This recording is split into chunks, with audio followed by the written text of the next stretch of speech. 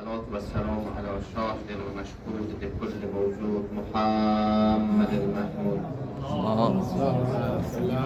وعلى آله آل الله ودود خلفاء الله على عالم الغيب والشهود ولا سيما حجة ابن الحسن المهدي المنتظر الموعود ولعنة الله على أعدائهم من الآن إلى يوم الخلود.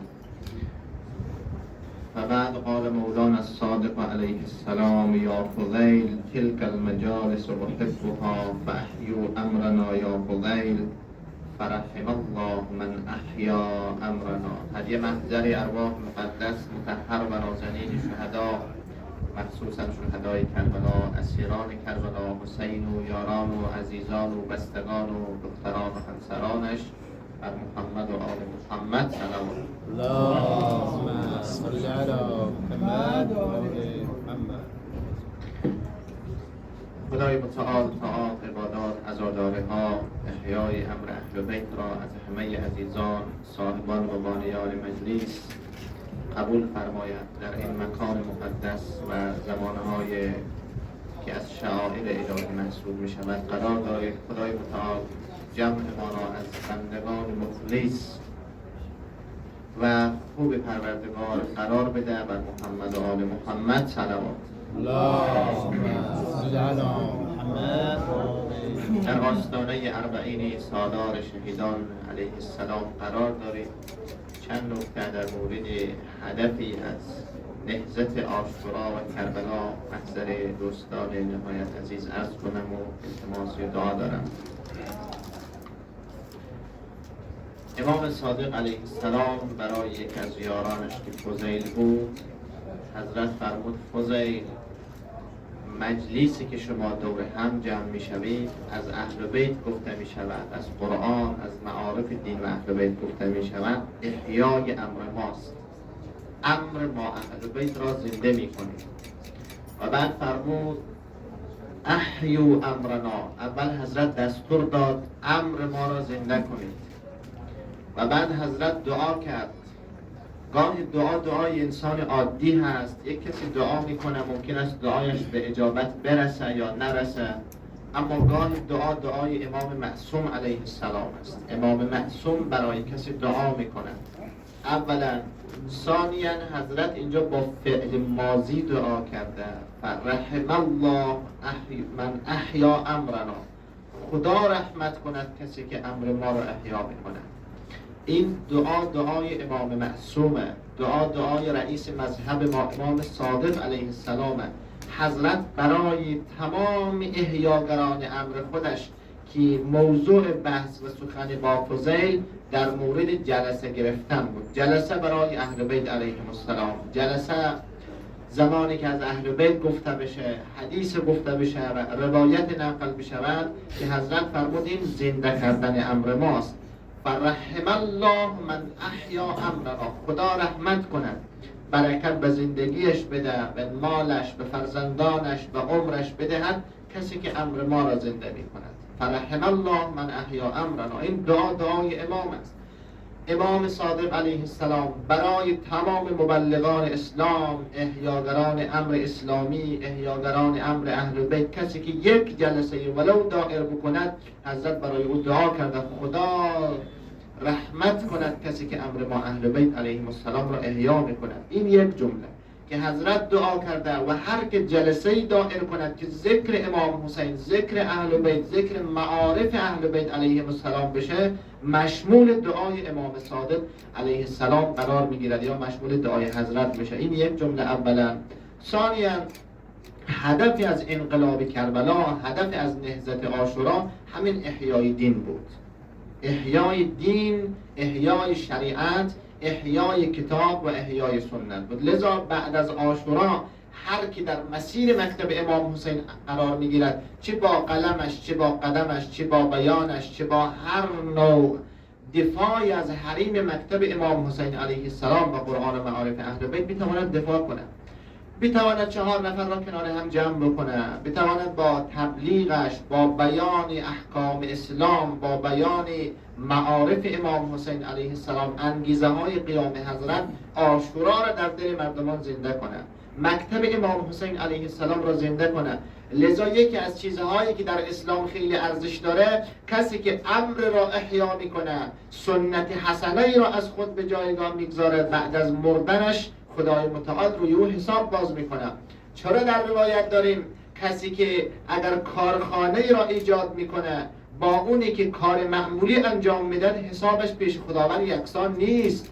یک نفر کارخانه داره، نان 10 نفر را تأمین کرده، 10 نفر زیر دستش کار میکنه، چرا سرمایه داره، کارخانه داره، نه تنها نان خود و زن بچهش را تأمین کرده، بلکه 10 نفر را زیر دستش به کارگری گرفته، در کارخانهش آورده، در شرکتش آورده، در مارکتش آورده، در پاساژش آورده، اینها کار میکنن، نان زن و بچه اینها هم تأمین شده.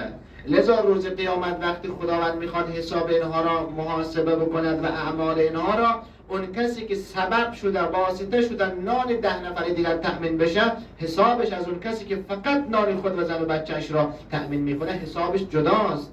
حساب اون کس بسیار بالاتر از اینه. لذا فرمود ثلاث تخرق الحجوب. چرا در اسلام داریم امام صادق فرمود یا پیغمبر اکرم فرمود 3 صدا به خدا میرسه.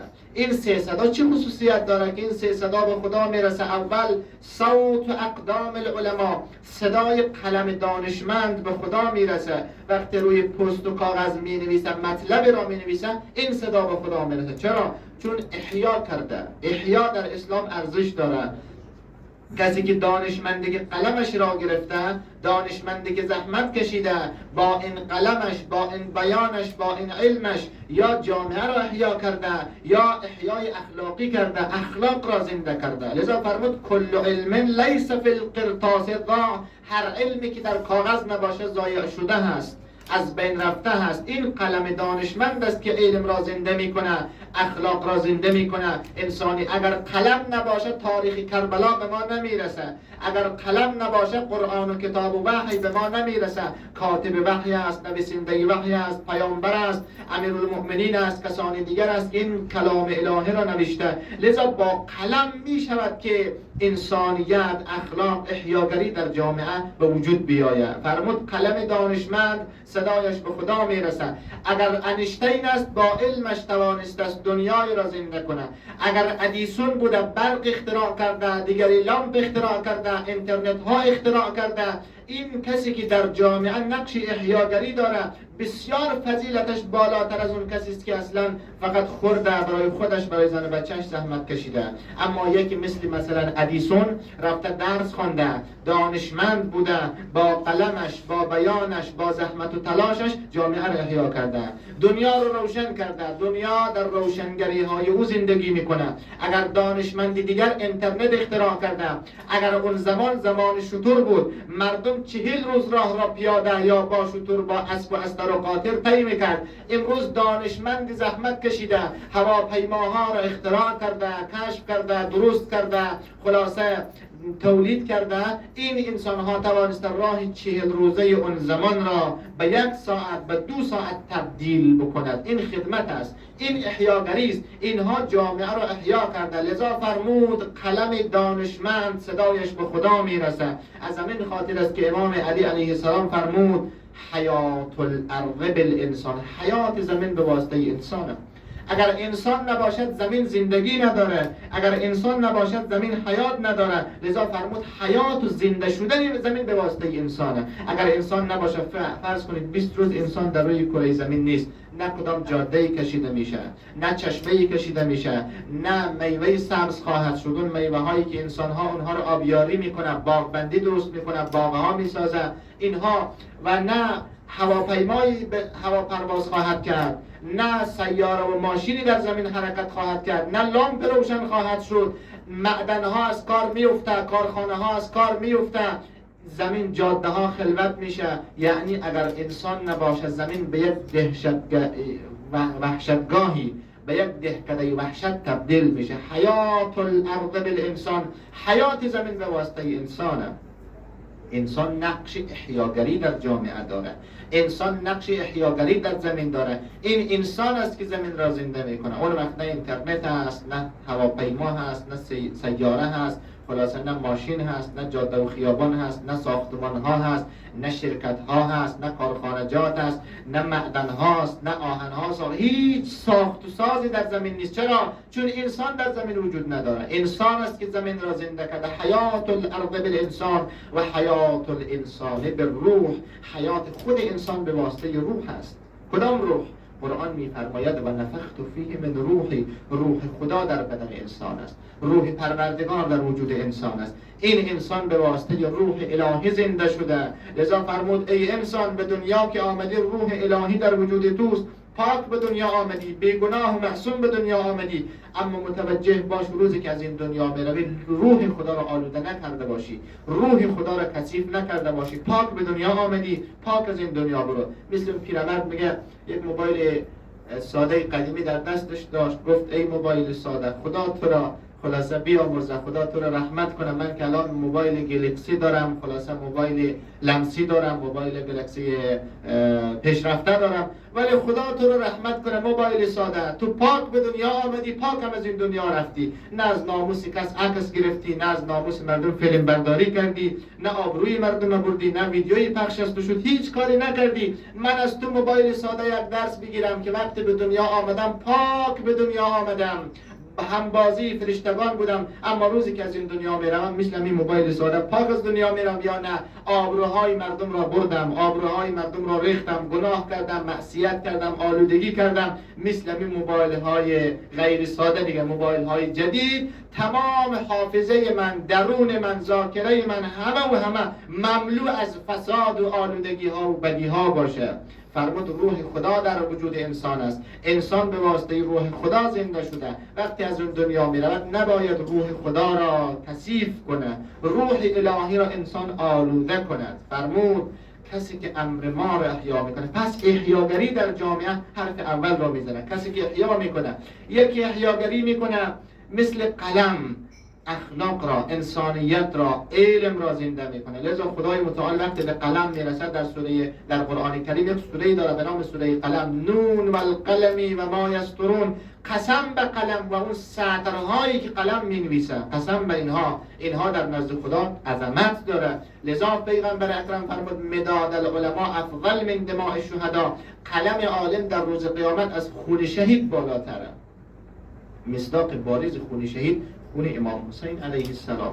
خون امام حسین فضیلتش در نزد خدا اونقدر بالاست که در سلام نامش میخوانیم اشهد ان دمک سکن فی الخلد، سلام بر تو حسین جان. امام معصوم میگه سلام بر تو حسین جان. وقتی این خون از این رگها، از این قلب روی زمین کربلا جاری شد، نه تنها روی زمین ریخت بلکه در عالم معنا این خون در عرش خدا ساکن شد. لذا فرمود من زار قبر الحسین علیه السلام به کربلا عارفا لحقه کمن زار الله فوق عرشه، کسی که خود حسین زیارت کند گویا خدا را زیارت کرده در عرش. این قدر عظمت داره. و خون حسین علیه السلام وقتی در کربلا جاری شد در حقیقت در عرش خدا ساکن شد. این خون عظمت داره که پیغمبر اکرم فرمود و جعلت حسینا خازن وحی، این سینه امام حسین خزانه وحی من است. حسین منی و انا من حسین، حسین از من است. دردش اینقدر بالاست که امام هشتم علیه السلام میفرماید ان یوم الحسین لا یوم کیوم الحسین. امام مجتبی فرمود، پیغمبر اکرم فرمود، امیرالمؤمنین فرمود، معصومین فرمود لا یوم کیوم الحسین. هیچ روزی در عالم به کربلا نمیرسد، نه روز نوح، نه روز ایوب با اون همه مصیبت، نه روز ابراهیم با اون امتحانات. هر روز سخت تا قیامت در عالم واقع بشود و روز کربلا و مصیبت امام حسین علیه السلام نمیرسد. ان یوم الحسین، امام هشتم فرمود اقرح جفوننا و اسبل دموعنا، چشم ما، مژگان ما را زخمی کرد، اشک ما را تمام کرد خون امام حسین و مصیبت کربلای امام حسین علیه السلام. اما میگه مداد العلماء افضل من دماء الشهداء، قلم عالم روز قیامت از خون شهید بالاتره. حالا شما فرض کنید شهید عادی باشه، شهیدی که یک جان داره که امام صادق علیه السلام میفرماید کل ذنب یکفره القتل فی سبیل الله الا الدین فانه لا کفاره له الا اداؤه.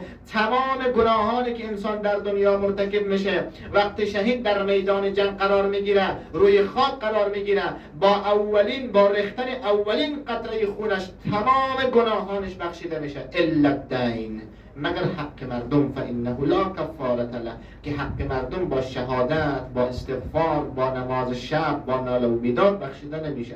الا اداء، حق مردم باید ادا شود، حق مردم باید رضایتش گرفته بشه. لذا فرمود خون شهید مقامش بالاست، اما مداد العلماء افضل من دماء الشهدا. لذا امام فرمود که ثلاث تخرق الحجوب، سه صدا به خدا میرسه. یکیش قلم عالمه، چون جامعه را زنده کردن، مردم را زنده کردن، انسانیت را زنده کردن، علم را زنده کردن. کسی که نقش احیاگری در جامعه داره این ارزش داره. دوم صوت مغازل نساء المحسنات، صدای دوم که به خدا میرسه، پرده ها رو پاره میکنه، به خدا میرسه. یکیش صدای قلم دانشمند بود، دوم صدای نخریسی زنان مؤمنه. اون زمان خود دیگه طبق فهمی همون مردم زمانش حرف زده. اگر در زمان ما می بود، اون زمان از نخریسی زنان بالاتر چیزی وجود نداشته، پیشرفت علوم نبوده. در قرآن هم که خدای متعال میخواد یک عظمت را به مردم نشان بده، میگه افلا ینظرون الی الابل کیف خلقت، آیا به شتر نمیبینید که چقدر عجیب و غریب خلق شده؟ اون زمان شتر بود. الان که دیگه زمان موتوره، اگر الان میبودی قطعا خدای متعال این عظمت ها، این مدرنیت ها، این پیشرفتگی ها، صنعت ها، تکنولوژی های زمان ما رو میدید و به اینها اون زمان اگر میگفت مردم گمراه میشد که خدا چی میگه. نه هواپیمایی است، نه شطوری است، ببخشید نه موتوری است، نه اینترنتی است، نه این فضاهای مجازی بوده. به هر حال که نمیشه وقتی حرف بزنه کسی نفهمد. لذا فرمود به شطور نگاه کنید، طبق فهم مردم اون زمان بود. اگر این زمان میبودی فرمود صدای نخریسی زنان مؤمنه به خدا میرسد. منظورش اینه صدای چرخ خیاطان به خدا میرسه، صدای ماشین آلات کارخانه ها به خدا میرسه، صدای چرخه های قلبور و کلبور ها به خدا میرسه. علتش این است که اینها نان مردم را تأمین کرده، اینها حیات ایجاد میکنه، اینها درد مردم را دوا میکنه، اینها رنگ پریده افراد فقیر و نیازمند جامعه را درمان میکنه. لذا فرمود هر کی احیا کند در جامعه صدایش به خدا میرسد. دوم صوت اقدام المجاهدین، صدای قدم مجاهدان. هر کی تلاش کنه، اون تلاش برای خدا باشه. من جاهد فینا لنهدینهم سبولنا، هر کی یک قدم به سوی خدا بردارد و کارش در مسیر خدا باشد، خدای متعال میگه من راه رو برای اون هموار میکنم. کسی که برای مردم تلاش کنه، درد مردم رو دوا کنه. شما ببینید دیگه خدای متعال هر جا عبادت رو خواسته اول میگه خدا، اگر نشد مردم. اول به خدا برسید، اول عبادت خدا رو انجام بدید، بندگی خدا رو کنید. بر فرض یک جایی اگر نشد به مردم رسیدگی کنید. برو روزه رمضان رو بگیر، اگر نتوانستی بگیری 60 فقیر را سیر کن، 60 فقیر را اطعام کن. در حج برو حج برای خدا، نسوک برای خدا انجام بدی. اگر نشد کفارش را بدی، کفارش اطعام یتیم است، اطعام فقیر است. درد مردم را دوا کن. اگر نشد بنده آزاد کن. روزه رمضان را بگیر، نشد بنده آزاد کن. دردی مشکل یک بنده خدا را حل کن، برطرف کن. گرسنه را لباسی بپوشان. این هاست که خدای متعال میگه اول خود بعد بندگان خدا. لذا هر کی در مسیر خدمت به خلق خدا تلاش کند احیای امر حساب میشه، احیای جامعه حساب میشه و خدای متعال حساب احیاگران و زنده کنندگان جامعه را روز قیامت از دیگران جدا حساب میکنه. محاسبش یعنی اجرش، مزدش، درجهش در نزد خدای متعال بسیار بالاتر از اون کسی است که فقط برای خودش زحمت کشیده، نانی برای خود زن و بچه‌اش. این که هنر نیست. خوردن، این که گرسنه نمانه، این حیوانات هم انجام میده. هدف این است که انسان قدمی بردارد که در راه احیای جامعه درد از مردم دوا کنه، رنگ پریده درمان بشه در جامعه. لذا فرمود احیا در جامعه خیلی خوبه. لذا در شب قدر هم گفتن احیا کنید، یک شب رو احیا کنید یعنی کمال خود را احیا کنید. شب احیا کردن که فضیلت نداره، خود را، انسانیت خود را، اخلاق خود را هر که احیا بکنه، همین احیا کردن از 1000 ماه بالاتره، از 84 سال بهتره. علتش اینه که پیغمبر اکرم فرمود من تفکر ساعتا، هر که یک ساعت فکر بکند، فکر دقیق درست، مثل کسی است که 70 سال عبادت کرده. یک ساعت که اون زمان نبوده دیگه، ساعت در روایت لحظه معنا میشه. یک لحظه هر که فکر بکند، همین یک لحظه فکر کردن از 70 سال عبادت بهتره. به خاطر این که اگر ما یک لحظه یک جوان یک لحظه فکر بکنه بابا گیم بازی بده، بازی بده، درس خواندن خوبه، راه کمال خوبه، زحمت کشیدن خوبه، بیداری بسر خوبه، بیداری سحر خوبه، اینها میتواند انسان را به جایی برساند، درس و تحصیل خوبه، میتواند فردا انسان جامعه را احیا بکنه. یک ساعت فکر دقیق بکنه مسیر زندگیش را تغییر میدهد. لذا یک ساعت فکر دقیق در نزد خدا اونقدر ارزش داره، همونطور که یک شب احیا کردن خیر من 1000 شهر، از 1000 ماه بالاتره. یک ساعت فکر دقیق مثبت هم همینطوره. لذا یک آدم است در عاشورا نیم ساعت آمد فکر دقیق کرد، طرف کنارش ایستاده بود گفت هور چرا بدنت میلرزه، چرا در فکری، چرا متحیری؟ گفت خود بین بهشت و جهنم میبینم. نفس میگوید یزید از زیر و زین، عقل میگوید برو پیش حسین، نفس میگوید که سیم و زر خوش است، عقل میگوید که ترک سر خوش است. بالاخره با یک لحظه فکر دقیق تصمیمش را گرفت. شما در زیارت عاشورا وقتی تا قیامت میگید سلام بر حسین و یاران حسین و اصحاب انصار حسین، اما کسی که روز عاشورا 60-70 سال سر سفره بنی امیه بوده، 60-70 سال فکر دقیق نکرده، اما یک لحظه در محضر حسین اونقدر ارزش داره که حر ابن یزید ریاحی یک عمر سر سفره بنی امیه را یک لحظه کنار حسین بودن و خدای حسین بودن تا قیامت در زمره کسانی قرار میده که وقتی دست روی سینه میگذاری سلام بر حسین و یاران حسین و اصحاب انصار حسین، حر ابن یزید ریاحی شامل میشه. لذا فرمود یک لحظه فکر کردن از 70 سال عبادت بهتره، چون مسیر زندگی انسان را تغییر میده.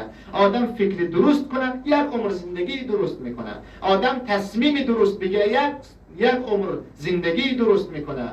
لذا خودش را نجات میده، اخلاق انسانیت را نجات میده.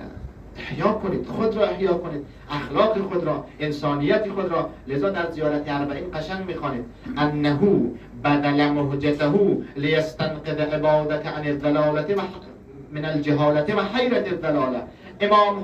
امام حسین علیه السلام قیام کرد، رفت کربلا. بدل مهجته، مهجه عربیه، در فارسی اون رگی را میگه که قلب به اون آویزانه، یا اون رگی را میگه که وقتی خون را قلب پخش میکنه به رگها و شریانهای بدن پخش میشه. این رگ قلب که قطع شود مردن انسان حتمیه، جان انسان از دست میره. لذا میگه اشهد ان، شهادت میدم که حسین بدل مهجته، رگ قلبش را در راه خدا داد. یعنی چی؟ یعنی حضرت جانش را داد.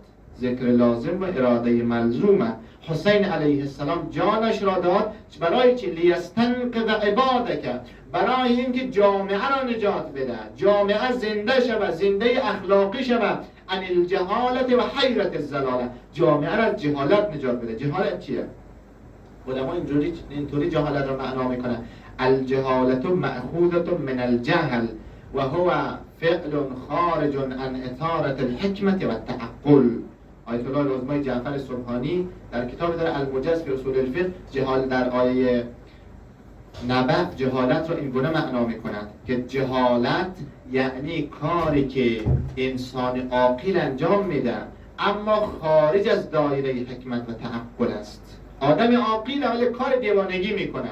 حضرت فرمود من رفتم کربلا، تمام جان و مال و فرزندان و عزیزانم را به شهادت و اسارت اینها راضی شدم، برای این که آدمهای عاقل کار بیعقلی انجام نده، آدمهایی که استعداد داره از استعداد خودش استفاده کنه، جوانانی که استعداد داره از استعداد خودش در مسیر درست استفاده کنه. آدمهای عاقل مثل قاضی شریح، قاضی امیرالمؤمنین، عاقل، رئیس و کلان قومش هست، 60 سال عمرش در قضاوت گذاشته، در حکومت علی قاضی بوده، علی علیه السلام قضاوت او را قبول داشته، اما در قضیه کربلا بیعقلی میکنه، از استعداد و عقل و تجربه خودش در مسیر درست استفاده نمیکنه. عمر سعد ملعون کلان قومش هست، همه رو یه حساب باز میکنه، از بزرگان کوفه هست، ولی در قضیه کربلا ناکام میشه، بیعقلی میکنه. لذا خیلی از جوانان ما استعداد داره اما از عقلم داره، درایت و فهمم داره،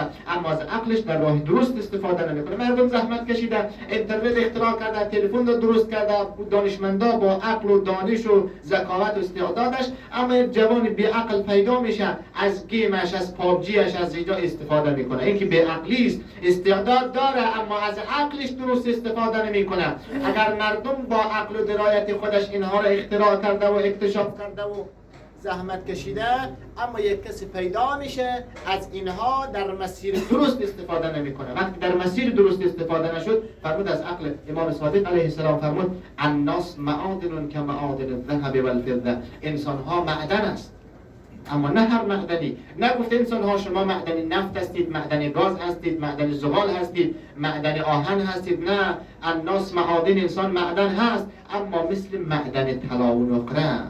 طلا ارزش داره، طلا وقتی استخراج شود، استنباط بشه، وارد بازار شود، ارزش پیدا میکنه. انسان ها هم استعداد طلایی داره. هر وقتی این استعداد شکوفا و استخراج شد، میتواند جامعه رو به ارزش برسانه. یک آدم میتواند جامعه رو زنده کنه. امروز ما در حوزه علم دینی مراجعی داریم که دنیا را زنده کرده. هر کسی فیاض و سیستانی که نمیشه تا بیداری سحر بیخوابی بسر نباشه که آدم به این جاها نمیرسه. الناس معادن، همه انسان ها مثل معدن طلاست، اما کسی که خود را احیا کنه، گوهر دل را هویدا کن، کمال این است و بس. خیش را در خیش پیدا کن، کمال این است و بس.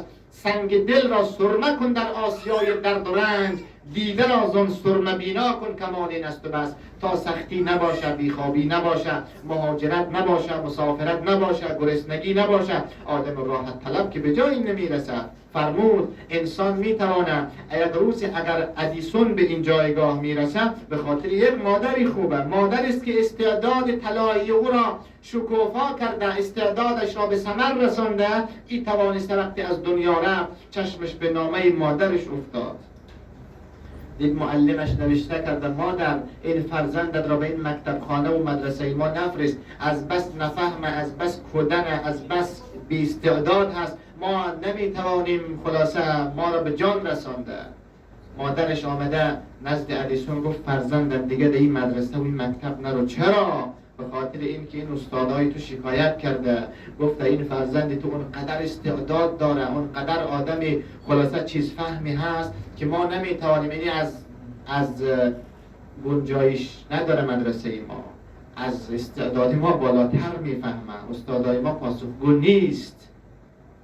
معلم نامه نوشته فرزند تو کودنه، نفهمه، ولی مادر اینطوری برای فرزندش خوانده فرزندم باید مدرسه بالاتر برای تو پیدا کنم، چون استادا و اساتید تو گفته، معلمان تو گفته این فرزند بسیار استعداد داره و ما پاسخگو نیستیم، ما نمیتونیم به این درس بدیم. وقتی ادیسون این نامه را از بین جواهرات و صندوقچه جواهر مادرش پیدا کرد، این نامه را خواند. روز اون زمانی بود که بیشتر از 10 اختراع را به نام خودش در تاریخ ثبت کرده بود در زندگیش. وقتی نامه معلمی که به مادرش فرستاده بود این نامه را دید، بسیار گریه کرد و فرمود هر آنچه دارم به خاطر ذکاوت و هوش و استعداد و تشویق های یک مادر دارم. خود را احیا کنید، جامعه خود را احیا کنید، فرزندان خود را احیا کنید، جوانان خود را احیا کنید. مگر نمیشود فرزندان ما به این جاها برسه؟ دیگران رسیدن، چرا ما نتوانیم برسیم؟ دیگران رسیدن از این استعدادهای طلایی که امام صادق علیه السلام فرمود مردم شما معدن طلا هستید، الناس معادن کمعادن الذهب والفضه. همه شما استعداد طلایی دارید و میتوانید فردا جامعه را رهبری کنید، ملت را رهبری کنید، دنیای را رهبری کنید، هر کدام به یک جایگاه برسید. اما ما چرا نتوانیم برسیم؟ ما چرا نتوانیم به تربیت فرزندان خود، به تربیت عزیزان خود و ملت خود رسیدگی کنیم؟ صلوات عنایت کنید.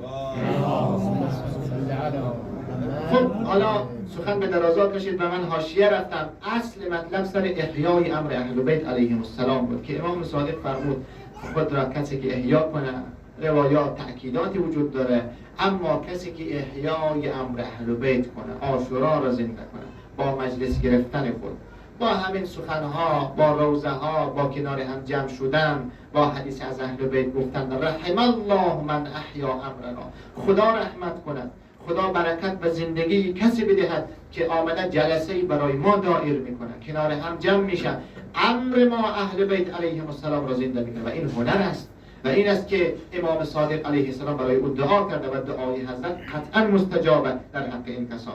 لذا شما میبینید وقتی محرم نزدیک میشد، محرم شروع میشد، امام صادق علیه السلام شعرا را جمع میکرد، خطبا را جمع میکرد، برای اینها هدیه میداد، هدایا میداد، تشویق میکرد اینها را و میفرمود کسی که امر ما را احیا کند در نزد ما مقام داره. صلوات عنایت کنید.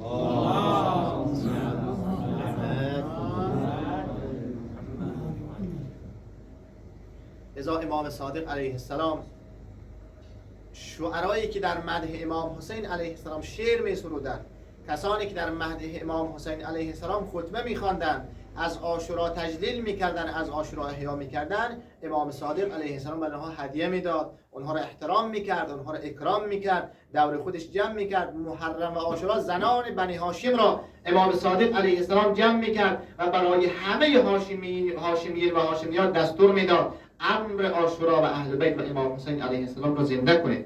این سیره امام صادق علیه السلامه، این سیره اهل بیت علیهم السلامه. لذا شما دارید که امام رضا علیه السلام به دعبل خزاعی را طلبید، چند تا شعر را در مجلس خواند. وقتی دعبل خزاعی مداح اهل بیت، روزخوان اهل بیت، امام رضا علیه السلام یک چند شعر خودش هم اضافه کرد، گفت اینها را هم بخوان. بعد یک پیراهن را به دعبل خزاعی داد، گفت دعبل این پیراهن را بگیر که من شب 1000 رکعت نماز در این پیراهن خواندم، اشک ریختم، گریه کردم، ختمه های قرآن در این پیراهن انجام دادم، اما تو دعبل مداح اهل بیتی، مدیح سرای اهل بیتی، این پیراهن رو بگیر، این پیراهن برای تو ارزش داره. لذا وقتی که دعبل خزاعی وارد ایران شد، مردم قم این پیراهنی که امام هشتم به او داده بود از او طلبیدن، گفتن بدی، او ندادن. لذا تکه پاره کرده پیراهن را از پیشش به زور گرفتن. به هر حال به خاطر که امام رضا داده بودن، هم ارادتی به امام هشتم علیه السلام داره و هم یک کسی که خلاصه او را از امام هشتم علیه السلام هدیه گرفته، مردم قم خلاصه به زور از او گرفتن او را. این پیراهنی که امام هشتم علیه السلام، اونها برای تبرک گرفتن، اونا نیتشان خیر بودن، ولی پیراهن مردم را به زور گرفتن، ولی به هر حال نیتشان خیر بودن، به خاطر که تو این از امام گرفتی و این نزد ما فضیلت داره، نزد ما برکت داره. مردم قم خلاصه اون پیراهن را از دعبل خزاعی گرفتن. چرا امام هشتم این پیراهن را به دعبل داد؟ علتش این بود که تو امر اهل بیت را زنده میکنی، تو جلسه میگیری، تو روزه میخوانی، تو مدح اهل بیت علیهم السلام را میکنی. لذا امام هشتم اون پیراهن را به او داد. اگر شما می در زیارت عاشورا من چند دقیقه پیش خواندیم دیگه، لعن الله امتا اسرجت و الجمت و تنقبت، خدا لعنت کنه. همونطوری که جلسه گرفتن فضیلت داره، همونطور رفتن در لشکر باطل، همینطوری مسخره کردنی جلسه امام حسین همینطور آدم رو ساقط میکنه، دستگاه امام حسین آدم رو نابود میکنه. شما اگر در زیارت عاشورا بخواید لعن الله امتا، خدا گروه رو لعنت کند که اسرجت، هیچ کاری در کربلا نتوانست، یا پیر بود یا ضعیف بود یا مریض بود یا به هر حال خیلی ترسو بود یا جنگ بلد نبود، هیچ کاری. اسرجت فقط اسب ها رو زین میکردن. سرج در عربی زین اسب میگه. اسرجت اینها اسب رو زین میکرد، اسب زین میکرد، زین پشت اسب میگذاشت، تحویل یک دیگه میداد، من جنگ نمیتونم، به هر حال این اسب آماده کردم تو برو جنگ. و الجمت، لجام به دهان اسب میزد. ما در فارسی یا در افغانستان بهش میگیم قیزه اسب، در فارسی مثلا میگیم لگام، در عربی میشه لجام. الجمت، لجام را به دهان اسب زدن. دیگه کار نتوانست در کربلا، فقط سیاهی لشکر بود، یک لجام به دهان اسب زد و دیگرا رفت جنگ کرد، جنگ دیگرا کرد. ولی الجمت و تنقبت، اون زمان اسب های جنگی نقاب زده، یک نقاب در صورت داشتن. این آدم هیچ کاری در کربلا نکرده، سیاهی لشکر ابن سعد بوده، ولی تنقبت، نقاب جنگی به صورت اسب زده. خدا میگه اینم لعنت کنه.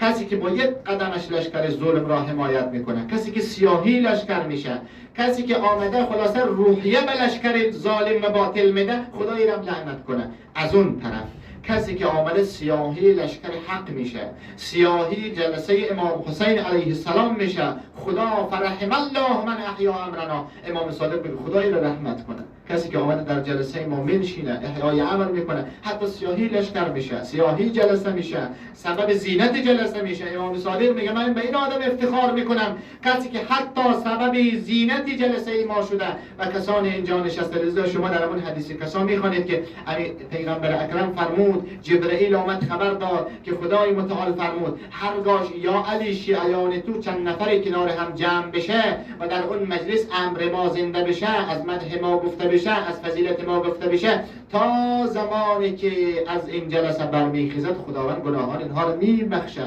خدا نظر رحمت داره.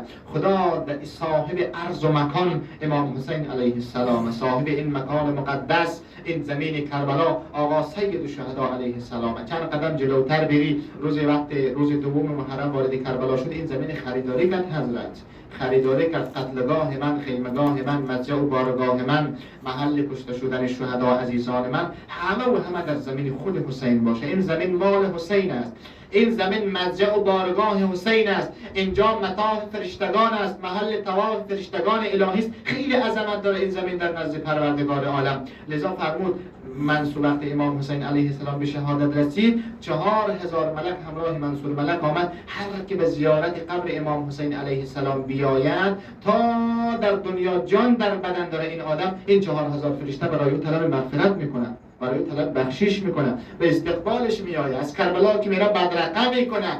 این فضیلت یک زائر امام حسین علیه السلام در این زمین مقدس هست. لذا احیای امر امام حسین، کسانی ما در کربلا احیای امر میکنیم که از چند هزار کیلومتر راه خود را به کربلا رسانده، از چند هزار کیلومتر راه با صف ایستاده شدن، با تحمل گرما، با تحمل سختی ها، با گرفتن پاسپورت، با سر مرز ایستاده شدن ها، خود را به کربلای امام حسین علیه السلام رسانده. این احیای امر اهل بیت خیلی ارزش داره. این اشک ریختن ها خیلی ارزش داره که شما شنیدید به کرات و مرات. خیلی چیزایی نگم که تکراری باشه. لذا میگه روز قیامت که میشه این اشک ها را پیغمبر اکرم پیش فاطمه زهرا نزد امیرالمؤمنین میفرسته تا بالاخره پیش خود امام حسین میرسه. این دانه در مروارید گرانبها را قیمت کن. امام حسین علیه السلام میفرماید این در مروارید گرانبها همان چیزی است که تو در مجلس ما نشستی و از گوشه چشمت اشکی جاری شد. این قیمتش نزد امام حسین علیه السلام.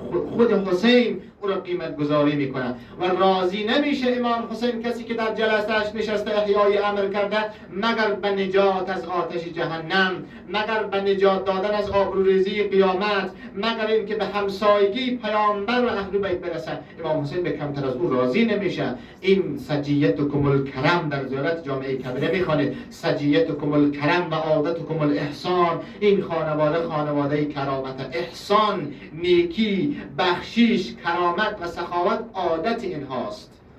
لذا روز عاشورا بود دیگه، حر بن یزید ریاحی آمد کنار فرزندش، گفت فرزندم پشیمان شدم، میخوام برم طرف خیمه امام حسین علیه السلام، بیا توبه کنیم.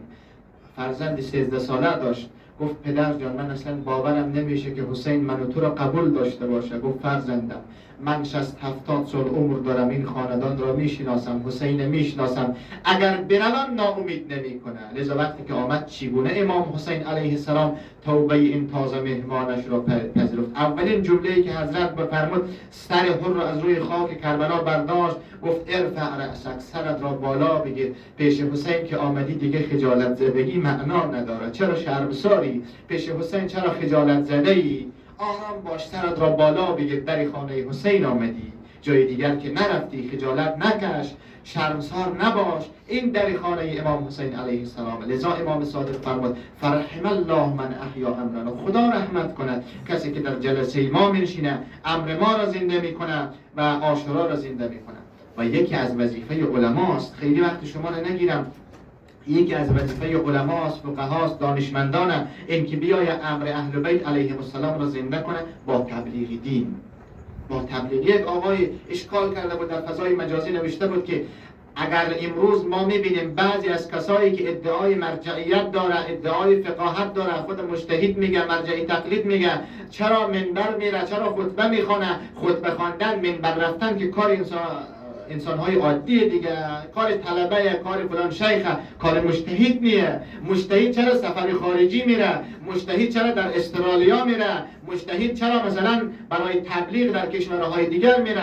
شما اگر نگاه کنید قرآن کریم میفرماید و ما علی الرسول الا البلاغ المبین. حتی وظیفه پیغمبر اینه که تبلیغ از دین کنه، تبلیغ از عاشورا، تبلیغ از مکتب امام حسین وظیفه تک تک من و شماست. اینطوری نیست که ما بگیم فلانی مرجع است و مجتهد است، آقا اون که کارش سخنرانی نیه، کار از اون تدریس از کنج حوزه نشستن در دفترش باشه کس اون رو نبینه، این که وظیفه عالم نیست. این در زمان ما رواج شده که عالم که وقتی که بزرگتر شد دیگه مردم رو نمیبینه، وقت ملاقات زیارتش باید وقت بگیری، باید واسطه پیدا کنی، چند واسطه پیدا کن تا دستت به مجتهدت برسه، چند واسطه پیدا کن تا دستت به مرجع تقلیدت برسه، چند واسطه پیدا کن تا بتونی سوال شرعی خود از مجتهدت بکنی. این تبلیغ دین که کار مجتهد نیه، سخنرانی که کار مجتهد نیه، سفرهای خارجی که کار مجتهد نیه. اگر اینها کار مجتهد نباشه کار پیغمبر چیه؟ قرآن میفرماید که و ما علی الرسول الا البلاغ المبین،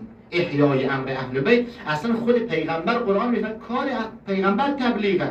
یا ایها الرسول بلغ، پیغمبر تبلیغ کن، امر اسلام را و امر قرآن و امر دین را برسان. لذا شما میبینید یک مبلغ موفق ما در اسلام داریم، اسمش جعفر ابن ابی طالبه. جعفر ابن ابی طالب در اوایل اسلام رفت طرف حبشه، مهاجرت کرد، هجرت کرد. برای چی؟ برای اینکه خطر بود، ضرر بود، مشکلات بود، نمیتوانست مسلمان ها. رفت در حبشه. وقتی که از حبشه برگشت 13 سال طول کشید. روز فتح خیبر بود، تازه فتح خیبر شده بود. فتح خیبر هم به دست امیرالمؤمنین علیه السلام بود. وقتی جعفر ابن ابی طالب از حبشه بازگشت، فتح خیبر شده بود. پیغمبر اکرم بسیار خوشحال بود. وقتی که پیغمبر چشمش به جعفر ابن ابی طالب افتاد، اینطوری فرمود: ما ادری به ایهما اشد سرورا به قدومک یا جعفر ام به فتح الله علی ید اخیک خیبر. جعفر ابن ابی طالب، من امروز دو تا خوشحالی دارم. یکی سردمداران خیبر را از بین بردم، اسلام پیروز شد، مسلمان ها پیروز شد. این سردمداران خیبر تهدیدی بزرگ برای اسلام بود، من اینها را نابود کردم، خیبر فتح شد، خیلی خوشحالم. اما نمیدانم به کدام یکی بسیار خوشحال باشم. تو از حبشه برگشتی، رفتی تبلیغ دین کردی، تبلیغ اسلام کردی، اسلام را به سرزمین کفر بردی، اسلام را در کشورهای غیر اسلامی تبلیغ کردی. 13 سال در حبشه شرک و کفر و تسلیس و بت پرستی را از بین بردی. من برای این بسیار خوشحال باشم یا برای فتح خیبر به دست توانمند برادرت امیرالمؤمنین علیه السلام شده؟ لذا نماز جعفر طیار در اسلام به نام کبریت احمر مشهوره. پیغمبر اکرم این امتیاز را به جعفر ابن ابی طالب داد. چرا؟ چون به خاطر که جعفر یک مبلغ بسیار موفق در اسلام. قرآن کریم هم به ما دستور میده. یک آیه است در قرآن به نام آیه نفر، فلولا، اصلا توبیخ میکنه، سرزنش میکنه کسانی که تفقهی در دین میکنه، کسانی که متفقه است، مجتهد است، مرجع تقلید است، کسانی که چیزی از دین میفهمند، اصلا وظیفهشون اینه. فلولا نفر من كل فرقة منهم طائفة ليتفقهوا في الدين فلينذروا قومهم اذا رجعوا الیهم. چند وظیفه را مشخص میکنه. اول میگه چرا کوچ نمیکنید؟ چرا نمیروید در کشورهایی که اونجا علم است، مهاجرت کنید، مسافرت کنید، برید تفقهی در دین کنید. البته کسانی که در خدمت پیغمبر منظور بوده، خدمت پیغمبر بیاید تفقهی در دین کنه. اما بعد لیتفقهوا فی الدین، مردم فقیه در دین بشوید، مرجع تقلید و مجتهد بشوید، متخصصی در دین بشوید. اما بعدش چی؟ بعدش وقتی که متفقه فقیه شدید، مجتهد شدید، متخصصی در علم شدید، اذا رجعوا الیهم ولینذروا قومهم، قوم خود انذار کنید، به سوی قوم خود بازگردید. اذا رجعوا الیهم، بازگردید، لعلهم یحذرون، شاید اونها هم احضار بشن. این وظیفه رو خدا در قرآن مشخص کرده. هر مجتهدی، هر فقیهی، هر متخصصی اصلا وظیفهش این است که بین مردم خود بگرده، بروه، اسلام را برسانه. ما دیگه 4 تا امام جماعت و ملا امام در مساجد داریم که الحمدلله سواد کافی نداره. مردم ما دین خود را از زمینا میگیره. دیگه دسترسی به مجتهد که نیست. مجتهد در دفتر خود نشسته، چند تا نگهبان هم داره، دسترسی به اونها امکان نداره. این امیرالمؤمنین علیه السلام وقتی که از دنیا دنیا رفت مرد یهودی گریه میکرد. یکی آمد گفت آقا تو که یهودی هستی، این رهبر مسلمان ها بود، رهبر اسلام بود، خلیفه پیغمبر بود، امام ما مسلمان ها بود، تو چرا گریه میکنی؟ مرد یهودی گفت من در عمرم یک روز عدالت را دیدم. روز وارد کوفه شدم، سارقان و دزدان تمام اموالم را بردن، رفتم پیش علی علیه السلام شکایت کردم. علی که خلیفه مسلمین، علی که حاکم بین مسلمان ها و مردم است، تازیانه را به دستش گرفت. از صبح آمد تمام شهر کوفه را زیر و رو کرد، دزدان را پیدا کرد، مالم را به من تحویل داد. این امام مردمه، این امام مملکته. این به اندازه مرجع تقلید نیست، مرجع مجتهد نیست که نه نگهبان داره نه پاسبان داره، به هر حال در بین خود مردمه. به وقتی که در رأس جمهور بود، به فکر فقیران مهجور بود، شنیدم شبی اون شهنشاه راد گزارش به ویرانه افتاد. پیرزن مشک آب را به دوش گرفته، آمد وارد خرابه میشه. امیرالمومنین نگاه کرد، این پیرزن به سختی مشک آب را میبره طرف خرابه. حضرت به زنهای جوان سلام نمیکرد، چون در اسلام سلام کردن به زنهای جوان کراهت داره، مکروهه. و این پیرزن یک سلامی کرد و بعد آمد گفت پیرزن این مشک آب را چی میکنی؟ گفت ببرم در خرابه، چند تا یتیم دارم اینجا زندگی میکنیم، اما ما نان نداریم، مدت هاست گرسنه هست، این آب را ببرم داخل دیگ بجوشانم تا شاید به بهانه غذا پختن بچه های من به خواب بره. امیرالمومنین علیه السلام دلش سوخت، رفت مقدار آرد و نان و خرمای چیزی هر چی داشت آورد تحویل پیرزن داد. پیرزن گفت خدا خیرت بده برادر، اما دعا کن که خدا داد ما را از علی بگیره. گفت علی در حق شما چه کار کرده؟ شوهرم در رکاب علی به شهادت رسید، اما مدت هاست علی از یتیمان من خبر نداره. امیرالمومنین بسیار با خلاصا محبت و رقت و دلسوزی آمد گفت خانم پیرزن تو برو غذا درست کن، خلاصا آرد را خمیر کن، من بچه ها را آرام میکنم. یا حضرت یک کار را خلاصا متقبل شد، همینطور بچه ها را آرام میکرد. دختر 3-4 ساله این پیرزن را امیرالمومنین آرام میکرد. وقتی آمد روی خاک سرش را صورتش را روی خاک خرابه گذاشت، به اون طفل دستور داد گفت بیا با کفش هایت به صورت علی بگذار، اما دعا کن که خدا از سر تقصیرات علی بگذره. پیرزن مشغول غذا پختن و نان پختن شد، آتش روشن شد، شراره های آتش بالا میرفت. حضرت آمده صورت را مقابل آتش گرفته، آی علی آتش دنیا را بچش که بی میلی و کم مهری و بیخبری از یتیمان مردم روز قیامت پاسخ گفتن داره. تو نمیتوانی آتش جهنم را متحمل شوی، همین آتش دنیا را بچش. پیرزن آمد، یک زن همسایه آمد از پیرزن سوال کرد علی کجا شد؟ گفت نمیدانم، ما کجا و علی کجا، این خرابه کجا و قدمهای علی کجا؟ گفت همون کسی که با تو کمک میکرد که علی بود. پیرزن آنقدر خجالت شد که آمده رئیس مملکت آمده با من همکاری میکنه. وقتی از حضرت سوال شد آقا جان چرا لباس کهنه به تن داری، چرا نانجو سر سفره داری؟ حضرت فرمود دارم بخورم، دارم، اما میخواهم همرنگ با فقیران باشم. اگر یک کسی لباسی کهنه داره، بچه هایش لباسی کهنه داره، فقیر از فقرش خجالت نکشه. کسی که نان خوردن نداره، نان جو سر سفره داره، خجالت نکشه، بگه اگر لباس من کهنه هست اشکال نداره، علی رئیس مملکت، علی هم لباسش کهنه هست. آقا اگر نان جو دارم نمیتوانم نان گندم بخورم، اشکال نداره، علی رئیس مملکت، علی هم نان جو سر سفره داره. لذا این برخورد امیرالمومنین علیه السلام با اطرافیانش بود که وقتی حضرت از دنیا رفت، از جمله عبدالله زبیر گفت عدالت با علی زیر خاک رفت. دیگه اون مهر و محبت و عاطفه و اینها با علی زیر خاک رفته. هرچی در جامعه اسلامی مردم عدالت دیدن، مهربانی دیدن، از وجود نازنین و مقدس امیرالمومنین علیه السلام بود. ما چه کاره ایم؟ فقهای ما چه کاره هست؟ ما نوکری در خانه امیرالمومنین و بیشتر از این ارزشی نداریم. تا زمانی که سر سفره علی هستیم، رفتار علوی داریم، رفتار ما با رفتار علی و اهل بیت برابری میکنه، ما ارزش داریم. اگر نه که ارزشی نداریم. اگر برای خود باغ کاخ راگ ساخته باشیم و برای مردم قیافه بگیریم، که دیگه ارزشی نداره.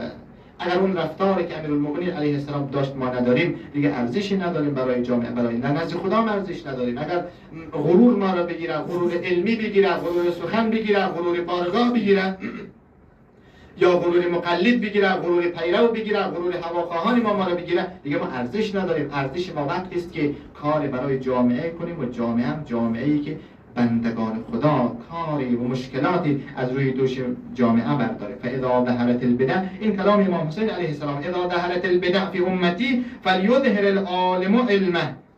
اگر در جامعه بدعت ایجاد شد، وظیفه عالم این است که مبارزه کنه.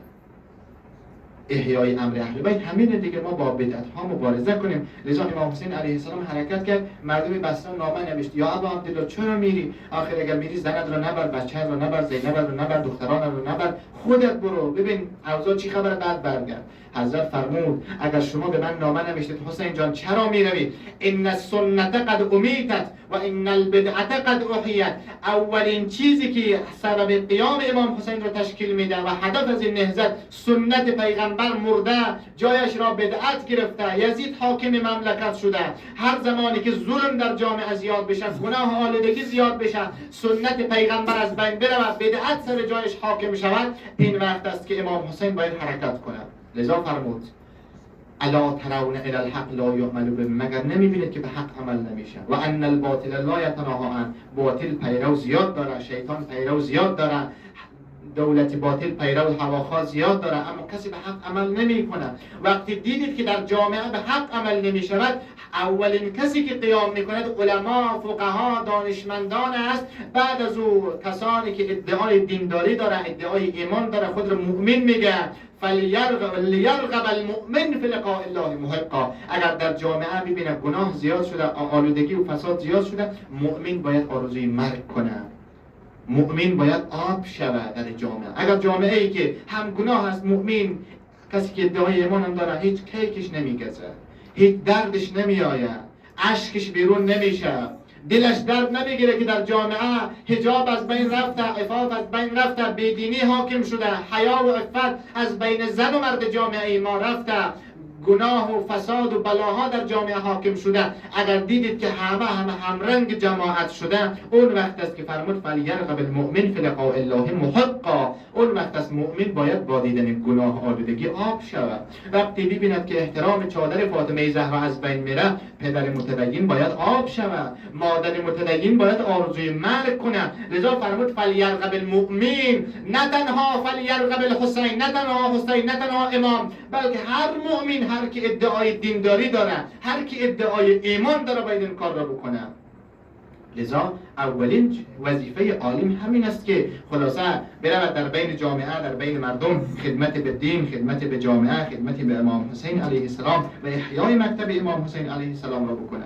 این وظیفه است. اصلا انقلاب کربلا به همین بود. یک نفر در سفر شام بود، ظاهرا آمد نزد امام سجاد علیه السلام، سفر اسارت، فرمود عرض کرد خدمت امام سجاد در کربلا چه کسی پیروز شد. میخواست ظاهرا حضرت را خلاصه دلش را بسوزانه. دیدید در کربلا شما نابود شدید، در کربلا چه کسی پیروز شد؟ حضرت در زنجیر بود، اسیر بود، اطرافش زنهای بسته در زنجیر بود. حضرت فرمود اذا اردت ان تعلم من غلب، اذا اردت ان تعرف من غلب، اذا دخل وقت الصلاه فقم واذن تعرف من الغالب. اگر میخوای بدانی در کربلا چه کسی پیروز شده، وقتی که صدای اذان بلند شد برو، وقت اذان شد، وقت نماز شد، برو بالای مأذنه اذان بگو، ببین اسم چه کسی برده میشه. اگر اسم جدم پیامبر در اذان و نماز و تشهد نماز برده میشه، اگر اسم جدم علی رو در اذان نماز میبرید، ما پیروز شدیم. ما رفتیم در کربلا این اسم را زنده کنیم، این راه را زنده کنیم، پس ما پیروزیم. در جهان بان که اذان بود است و هست، قوت اسلامیان بود است و هست، تا دنیاست اسم جدم پیامبر در اذان و تشهد نماز میدرخشه. پس ما پیروز شدیم. اگر که در ظاهر شکست خوردیم، در حقیقت ما پیروز شدیم. حسین خود از دست دادیم ولی نام ما زنده شد، مکتب ما زنده شد. لذا زینب کبرا وقتی آن پیش یزید گفت خدا حسین را کشت، خدا شما را نابود کرد. زینب کبرا قسم یاد کرد که امروز قسم زینب کبرا تحقق پیدا کرده. دختر علی فرمود یزید کد کیدک وسع سعیک و ناصب جهدک فوالله لا تمحو ذکرنا ولا تمیت وحینا. یزید هر مکر و خدعه و نیرنگی که داره به کار بینداز. به خدا قسم که آینده از ماست، به خدا قسم که حسین ما را تاریخ فراموش نخواهد کرد، به خدا قسم که جمعیت ها پشت سر کاروان حسین ما راه خواهد افتاد. حسین در کربلا غروب نکرده. اصل طلوع حسین ما در کربلا و گودال قتل باست. امروز قسم زینب کبرا در کاخ یزید را میبینی. زینب در کفشخانه مجلس یزید قرار داره، اسیر، بسته در زنجیر، گرسنه است، تشنه است، توهین شده، تحقیر شده در ظاهر، اما قسم یاد میکند که به خدا قسم جمعیت های از دنبال حسین ما راه خواهد افتاد. این جمعیت های 40 همون قسم های زینب کبرا تحقق پیدا کرده. در کنار دشمن قسم یاد کرد. امروز میبینیم در 40 چی جمعیتی آمده. لبیک یا حسین اطراف مضجع و بارگاه ملکوتی سالار شهیدان علیه السلام میگردند. صلوات عنایت کنید. اللهم صل علی محمد. لذا ثمره ای که ما میبینیم در جلسات امام حسین علیه السلام در مکتب امام حسین، مثلا 30 سال پیش در استرالیا حسینیه نبود، جلسه امام حسین نبود، در دانمارک نبود، در آفریقا نبود، در جای اروپا نبود. امروز این تبلیغات است، این مسافرت های مبلغان اسلامی است که امروز در اروپا حسینیه هست. جمعیت ها چی از کشور ما و از کشورهای دیگر، از شیعیان تمام دنیا، چی جمهوری اسلامی ایران است، چی افغانستان است، چی سوریه است، عراق است یا کشورهای دیگر اسلامی، از کویت و لبنان، همه جا در آفریقا، در اروپا حسینیه داره. جلسات امام حسین برگزار میشه. اینها ثمرات همین احیای امر اهل بیت که امام صادق فرمود خدا رحمت کند کسی که امر ما را احیا میکنه. سبب میشه جلسه ما در کشورهای غیر اسلامی گرفته بشه. سبب میشه نام حسین ما جهانی شود. نام مکتب امام حسین و عاشورا جهانی شود. امام صادق اینها رو دعا کرده. ما چیکار باشیم که به اعتراض کنیم؟ امام صادق اینها را دعا رحم الله من احیا امرنا، خدا رحمت کنه. وقتی رحمت خدا به واسطه دعای امام صادق مشمول اینها بشه، دیگه ما کاری نیستیم. ما نمیتوانیم حرف بزنیم با دستگاه امام حسین خود را بیاندازیم.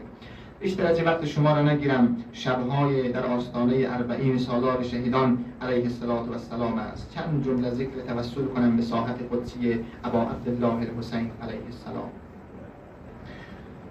در کنار شیعیان دوستان ابا عبدالله است. در این مکان مقدس، مخصوصا شیعیانی که این موکب ما به نام شیعیان افغانستانی هست، البته از هر کشور شیعیان دوستان امام حسین جایگاه داره، مقام داره، منزلت نزد امام حسین داره، اینجا هم موکب داره، به هر حال جلساتی داره. حالا این جلسه کوچیک ما هم در یک گوشه از کربلا در همسایگی آقا ابا عبدالله الحسین علیه السلام برگزار شده. هم خاطره‌ای، هم یادگاری، هم ذخیره‌ای قدر و قیامتی از ما و بانیان مجلس و محفل و این موکب بمانه ان شاء الله. خب دیگه یک جمله بگم. شیعیان افغانستان همونطوری که مظلوم است، امروز هم مظلومه. شما میدونید الان از هر کس خیلی از کشورها زائرین طرف کربلای امام حسین علیه السلام میآید، ولی تا امروز این مشکل حل نشده، یعنی اجازه داده نشده که زائرین مظلوم و محروم افغانستان ویزایشون صادر بشه، کربلا بیاید و عشق امام حسین. ما بیشتر از دیگران فرسنگ‌ها، فرسخ‌ها، کیلومترها راههای بیشتر را طی می‌کنیم، زحمتی بیشتر را میکشیم. در کشور ما نظام حاکم هست که در عاشورای امسال بنده در کابل بودم، کسانی که از کشور آمده پرچم امام حسین را جمع میکردن. یعنی یک شیعه حق نداشت بالای خانهش پرچمی که با نام مقدس امام حسین نگه دارد، عشق علاقه، ابراز عشق علاقه به امام حسین بکنن. این محدودیت ها برای ماست، این سختی ها را ما میکشیم، این قربانی ها را ما دادیم، ولی هنوز راه کربلا اونطوری که برای دیگران باز است، برای شیعیان و دلسوختگان و شیفتگان افغانستانی و این شیعیان افغانستانی امام حسین باز نیست. اونم وقتی باز میشه که شلوغ‌های 40 تمام بشه، بعض از امکانات اگر هست امکانات جمع شود، امکانات تمام بشه، اون زمان باز میشه. در حالی که شیعیان افغانستان را شما در طول تاریخ نگاه بکنید، از اون روزی که اسلام پیغمبر اکرم نامه به تمام شاهان دنیا فرستاد، بعض از کشورهای همسایه ما حالا به کسی بر نخوره، وقتی نامه به شاهنشاه ایران رسید، اولین کسی که نامه پیغمبر را پاره کرد شاهنشاه ایران بود. بر روم فرستاد، به جاهای دیگر فرستاد، ولی اولین توهین به نامه پیغمبر توسط شاه ایران شد که نامه را پاره کرد، زیر پا انداخت، بعد فرستاده پیغمبر را کشت. اما نامه به خوب این مردم دیگه در زمان خلیفه دوم عمر ابن خطاب مسلمان شد، اون البته با زور مسلمان شد، ولی شیعیان افغانستان در سال سنه 36 هجری با یک نامه امیرالمؤمنین، نه با جنگ، نه با خونریزی، نه با زور، نه با شمشیر، با یک نامه امیرالمؤمنین علیه السلام مسلمان شد، مسلمان ولایتی شد، شیعه شد. روزی که به فرموده یک از علمای بزرگ اهل سنت آقای سویتی می نویسد که 70,000 منبر در اسلام نصب شد، در همه امیرالمؤمنین علی لعنت می شد، در نمازهای جمعه علی لعنت می شد، در قنوت‌های نماز لعنت می شد. از جمله یک نفر میگه بلند شد خطبه نماز جمعه را خوان، علی لعنت نکرد. به محض یک از منبر پایین آمد، یک از پایین منبر داد وای حق ترکت سنت، تو ترکت سنت، تو سنت را ترک کردی، این سنت پیغمبر بود، باید علی لعنت می شد، چرا علی را در خطبه نماز جمعه لعنت نکردی؟ این وضعیت در جامعه اسلامی حاکم بود. علمای اهل سنت را می نویسند.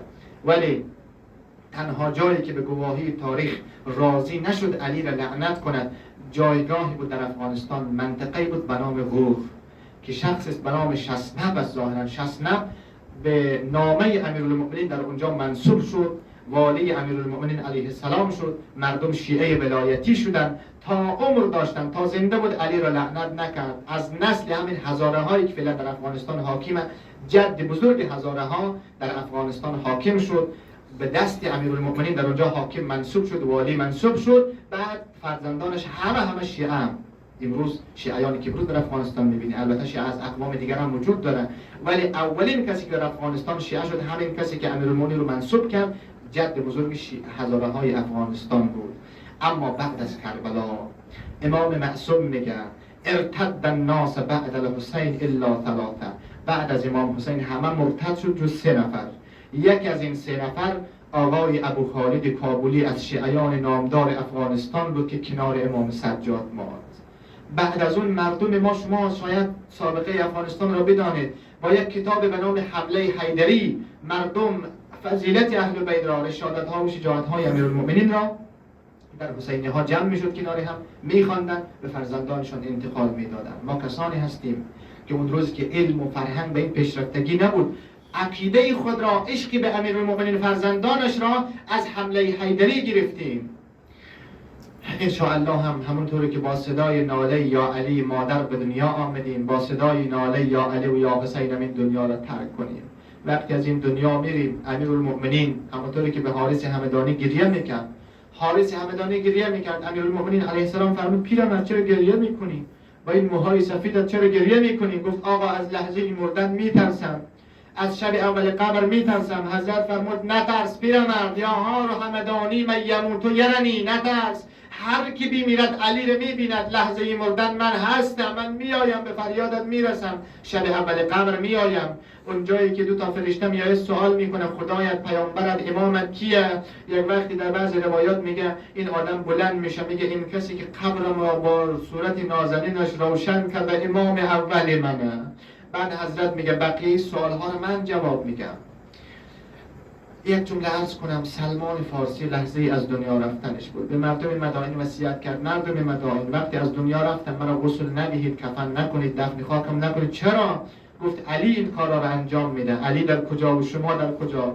کسی که پیغمبر را غسل داده، کفن کرده، دفن کرده، مرا غسل و کفن و دفن میکنه. خب شما به وصیت عمل کنید. مردم وقتی سلمان از دنیا رفت، مردم مدائن عبا را بالای صورت سلمان گذاشت، صورتش را پوشانید، منتظر بودند این یک سوال پیدا شد. مردم مدائن خانه سلمان کجاست؟ خوش به حال کسی که امام زمانش سوال کنه آی فلانی خانه فلانی کجاست؟ امام زمانش بیاد سراغ خانه آدم را بگیره. آمد مردم مدائن خانه سلمان کجاست؟ نشانش دارن. حضرت آمد عبا را از روی محاسن سفید و صورت سلمان کنار زد، صورت نازنین را به صورت سلمان گذاشت. ای دنیا کم کم یاران علی را داری از علی میگیری. بعد چیکار کرد حضرت؟ آمد کفن سلمان را حاضر کرد، غسل داد، کفن کرد، برد دفن خاکش کنه. وقتی خواست بدن سلمان را داخل خاک قبر بگذاره، یک خطاب خاک قبر کرد ای خاک قبر به بدن سلمان مدارا کن، با سلمان مدارا کن. سلمان مال علی، سلمان این سر و صورتش را، موهای سرش را در راه عشق به علی سفید کرده. سلمان مال علی است. سلمان در زندگیش جز علی، مکتب علی، جز پیغمبر و مکتب پیغمبر، قرآن و اطرت فکر دیگری نکرده. سر سفره علی پیر شده، محاسنش را سفید کرده. بعد سلمان را دفن خاک کرد. ای دلها بسوزه. من دیگه امشب ذکر توسلی کنیم به یک کسی که خیلی سر سفره امام حسین علیه السلام نبود. همون آخری ها آمد، در کربلا آمد، روز عاشورا آمد. همونطوری که عرض کردم به فرزند 13 سالش گفت فرزندم دلم هوای حسین کرده، دلم خیمه های حسین را هوای خیمه های حسین کرده. آمد از مهاجر سوال کرد اسبت را آب دادی؟ گفت آره من اسبم را آب دادم. گفت شما حتی حیوانات خود هم آب دادید، اما صدای العطش از خیمه های حسین و بچه های حسین بلنده. به بهانه اسباب دادن از لشکر دشمن جدا شد، آمد نزدیک خیمه های ابا عبدالله علیه السلام که رسید خجالت زده بود. توبه کرده، توبه واقعی کرده. نزدیک که رسید کفشه های خود از خاک کربلا پر کرد. همینطوری مثل آدم پشیمان طرف خیمه های ابا عبدالله حسین علیه السلام می آید. نزدیک خیمه که آمد دیگه راه مانده بود، اما خجالت شده که مستقیم طرف خیمه امام حسین بیاید. من 2 تا شعر به همون لهجه فرهنگی عرض کنم. گفتا روز اول گر برو آید راه بستم یا حسین، با توبه کردم گر دل زینب شکستم یا حسین، با عذر خواهی میکنم از طفلهایت یک به یک، با جان زهرا بگذر از من هرچه کردم یا حسین. نام زهرا به میان آمد، ابی عبدالله آمد سر راه خور، صدا زد مرا به یاد مادر جوان 8 سالم زهرا انداخته. من توبه تو را قبول کردم. بعضی از تاریخ میگه او طرف خیمه زینب کبرا حرکت کرد. گفتا اولا در خیمه زینب برو و پیشت فلان سیاه کوکب برو و عذر خواهی کن به پیش کودکان و تو را زینب دهد خط امان. آمد طرف خیمه زینب کبرا، دختر علی مرا ببر. زینب صدایش بلند شد، آیا تو همان حری هستی که زینب به اسارت دادی؟ دل دختران حسین به لرزه در آوردی. علی اکبر آمد، صدا زد عمه جان زینب بابایم حسین سلام میرسانه. بعد میگه تازه مهمان حسین خجالت زدن نکن. آمد از خیمه زینب که بیرون شد، پر با خودش یک خوشحالی دارد. گفتا آتش دوزخ ز من شد ناامید، با دست من بر چادر زینب رسید. با مرگ اگر مرد است و گو نزدم بیا، با شافعم شد دختر شیر خدا. ای آتش جهنم دیگه امید آمدن مرا نکش. من در خانه حسین رفتم، من در خانه دختر علی رفتم. دستم به چادر دختر علی رسیده، دستم به دامن حسین رسیده. آمد روانه میدان شد، ابی عبدالله صدا زد ای تازه مهمان حسین، گرچه در خیمه میزبان آب وجود نداره ولی دوست دارم لحظه با شما در خیمه درد دل کنم. آقا جان اجازه بدی، من دیگر روی برگشتن به خیمه را ندارم. من دیگر نمیتوانم به صورت دختر بچه هایت نگاه کنم. اما گفت شاه اذن میدانم بده، با بهر جان بازی تو فرمانم بده. با رخصتم فرما شاه از مرحمت، با شرم و سارم در حضور زینبت. آمد میدان کربلا، بعد از جنگ و مقاتله روی خاکهای گرم کربلا قرار گرفت. امیدی آمدن حسین نداشت، میگفت همین که حسین توبه مرا قبول کرده بسه، همین که حسین مرا ناامید نکرده برای من کافیه. یک مرتبه نگاه کرد سرش به دامن حسین، حسین سرش را به دامن گرفته، دستمال به زخم سرش بسته کرده. حسین آمده صورت را در مقابل صورت حر قرار داده. همینجا بود که صدا زد من مثلی، من مثلی. کی مقام مرا داره، کی منزلت مرا داره، کی افتخار مرا داره. آی مردم دنیا، افتخار از این بالاتر نمیشه. چی داری؟ صدا زد وضع ابن رسول الله خده علی خدی. فرزند پیغمبر حسین آمده صورت به صورت گناهکار من گذاشته. امام زمانم آمده صورت به صورتم گذاشته. افتخار از این بالاتر نمیشه. اما صدا زد حسین جان آیا توبه من قبول شد یا نه؟ امام صدا زد بهشت که رفتی سلام حسین به جدش پیغمبر برسان، سلام مرا به بابایم علی برسان. بعد از کربلا اقوام هر آمدن. بعد از ظهر عاشورا دیگه بود، عصر عاشورا اقوام هر جمع شد. بدن هر را بردن در 5 کیلومتری کربلا دفن خاک کردن. اما ای هر وقتی سرت را روی خاک کربلا گذاشتی، حسین آمد سرت را به دامن گرفت. بعد بدنت را دفن خاک کردن یارانت. اما بسوزم بدن مولایت حسین 3 روز برهنه بی کفن با بدن زخمدار روی خاک کربلا بود. وقتی جان دادن سرت به دامن حسین بود. اما وقتی زینب وارد گودال قتلگاه شد، دید شمر آمده بالای سینه حسین و شمر جالس علی صدره. زینب یک خطابی به حسین کرد، صدا زد یوم علی صدر المصطفى و یوم علی وجه الثرا. حسینم وقت پیغمبر جان میداد، دیدم صدا زد علی جان برو حسینم را بیار بالای سینم بگذار راحت‌تر جان بدم. اما سینه پیغمبر کجا؟ خار و خاشاک زمین کربلا کجا؟ حسین وقتی دید یک کسی آمده بالای سینه‌اش نشسته، چشمه ها را باز کرد، صدا زد آی ظالم آمدی بالای سینه حسین نشستی، من نمیدانم تو کی هستی، چشمانم را خون گرفتم. اما همین قدر بدان ولقد ارتقیت مرتقا عظیما. عجب جایگاهی بلند نشستی، اینجا را پیغمبر میبوسید، اینجا را بابایم علی میبوسید. عجب جایگاه بلند نشستی، قدر سینه حسین رو بدان.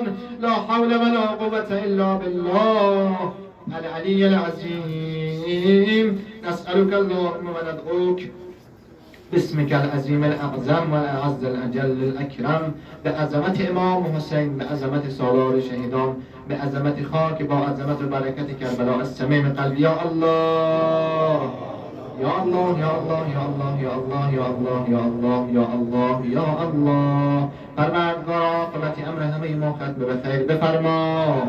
در دنیا و آخرت ما را از سر سفره با عزت و عظمت امام حسین جدا مگردان. برکت در نسل ما، اموال ما، اولاد ما، فرزندان ما عنایت بفرما.